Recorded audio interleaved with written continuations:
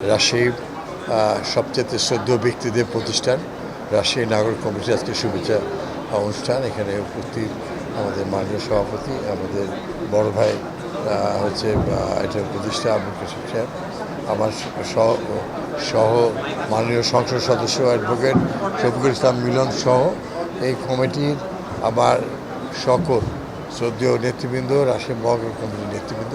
আসলে এটা একটা সম্বর্ধনা অনুষ্ঠান। বাংলাদেশ সরকারের ভূমি মন্ত্রণালয়ের যে ত্রুটি বিচ্যুতিগুলো প্রচুর আছে, অতীতে এই মন্ত্রণালয় কখনোই সুনামের সঙ্গে কাজ করে না।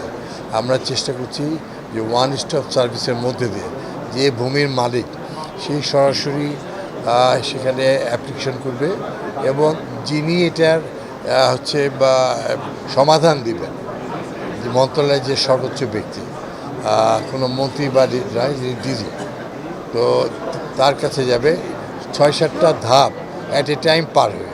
সেই জন্য এখান থেকে আল্লাহর রহমতে আমি আশা করছি যে কমবে। আর রাজশাহী জেলাসহ বাংলাদেশের সকল জেলায় এই ওয়ান স্টপ সার্ভিস করা হবে। এরপরও আমরা চেষ্টা করছি যে আমাদের মাননীয় বা প্রধানমন্ত্রীর এই উন্নয়নমুখী সরকার জনাব তারেক রহমান সাহেবের সেই জনগণের কাছে জবাবদিহিতা, স্বচ্ছতা রাখার জন্য সব কিছুই জনগণের সামনে হাজির করা। আমি আশা করছি যে সবে শুরু, আমাদের এখনও আমাদের জানতে হচ্ছে, শিখতে হচ্ছে।